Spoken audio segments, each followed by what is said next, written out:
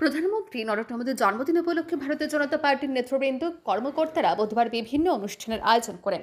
অনেক নেতৃবৃন্দ কর্মী সমর্থকদের নিয়ে বিভিন্ন মন্দিরে পুজো দিয়ে প্রধানমন্ত্রী দীর্ঘায়ু কামনা করেছেন। বুধবার প্রধানমন্ত্রীর সুস্থতা এবং দীর্ঘায়ু কামনা করে চতুর্দশ দেবতা মন্দিরে পুজো দেন রাজ্যের প্রাক্তন মুখ্যমন্ত্রী তথা লোকসভার সাংসদ বিপ্লব কুমার দেব। এদিন চতুর্দশ দেবতা মন্দির প্রাঙ্গণে প্রাক্তন মুখ্যমন্ত্রীকে স্বাগত জানান স্থানীয় বিধায়ক রতন চক্রবর্তী। উপস্থিত ছিলেন প্রাক্তন বিধায়ক কৃষ্ণধন দাস সহ বিজেপি নেতৃবৃন্দ, কর্মী সমর্থকরা। প্রথমে চতুর্দশ দেবতা মন্দিরে পুজো দেন প্রাক্তন মুখ্যমন্ত্রী, পরে চতুর্দশ দেবতা মন্দির প্রাঙ্গণের স্বচ্ছ ভারত অভিযানে অংশগ্রহণ করেন তিনি সহ অন্যান্য নেতৃবৃন্দ। এদিন সাংবাদিকদের মুখোমুখি হয়ে প্রাক্তন মুখ্যমন্ত্রী তথা লোকসভার সাংসদ বিপ্লব কুমার দেব জানান, আজকের দিনটি সব ভারতবাসীর কাছে একটি গভীর দিন। এই দিনেই হীরা ব্যানার্জি নরেন্দ্র মোদীর জন্ম দিয়েছিলেন। ট্রেনে চা বিক্রি করে সংসার প্রতিপালন করে 140 কোটি ভারতবাসীর প্রধানমন্ত্রী তথা প্রিয় নেতা হওয়া বিরাট কঠিন ব্যাপার। তিনি আরও বলেন, প্রধানমন্ত্রী দীর্ঘায়ু কামনা করে চতুর্দশ দেবতা মন্দিরে তিনি সহ অন্যান্যরা পুজো দেন। ঈশ্বরের কাছে তিনি প্রার্থনা করেন প্রধানমন্ত্রী নরেন্দ্র মোদী যে দিশাতে দেশ সেবা করে চলছেন, ওনার স্বপ্ন শক্তিশালী ভারত নির্মাণ করা, যার পরিচয় আমরা অপারেশন সিন্দুরে দেখেছি। প্রাক্তন মুখ্যমন্ত্রী আরও বলেন, অপারেশন সিন্দুরে ভারতের শক্তির পরিচয় দেখে দেশবাসীর মধ্যে বিশ্বাস তৈরি হয়েছে যে মোদির হাতে দেশ রয়েছে, মানে ভারতবাসী সুরক্ষিত রয়েছে।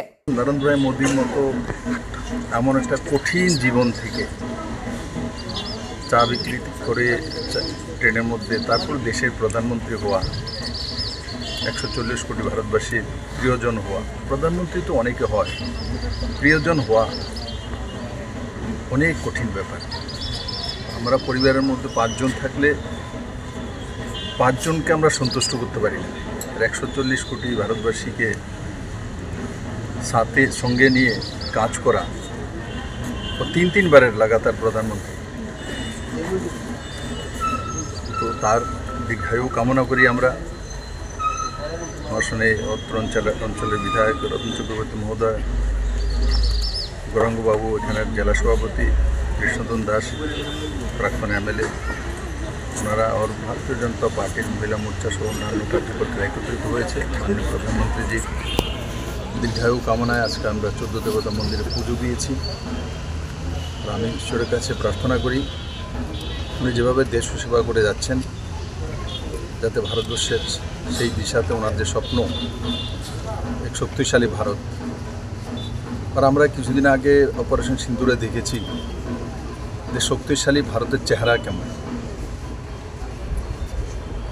আর তা দেখে ভারতবর্ষের মধ্যে এক বিশ্বাস তৈরি হয়েছে যে মোদির হাতে দেশ রয়েছে, মানে ভারতবর্ষের মানুষ সুরক্ষিত রয়েছে।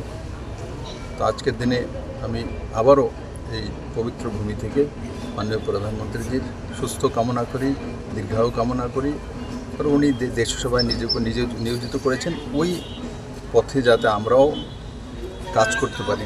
আজকের দিন এটাই আমার প্রার্থনা। উল্লেখ্য, প্রধানমন্ত্রী নরেন্দ্র মোদীর 75তম জন্মবার্ষিকী উপলক্ষে বুধবার সারা দেশের সাথে রাজ্য বিভিন্ন ধর্মীয় সংস্থাগুলিতে সাফাই অভিযানের আয়োজন করে বিজেপি কর্মী সমর্থকরা। এই ধরনের সাফাই অভিযান বুধবার 17 সেপ্টেম্বর থেকে জাতির জনক মহাত্মা গান্ধীর জন্মজয়ন্তী 2রা অক্টোবর পর্যন্ত চলবে। 15 দিন ব্যাপী এই কর্মসূচির নামকরণ করা হয়েছে সেবা পক্ষ। ব্যুরো রিপোর্ট, আর নিউজ।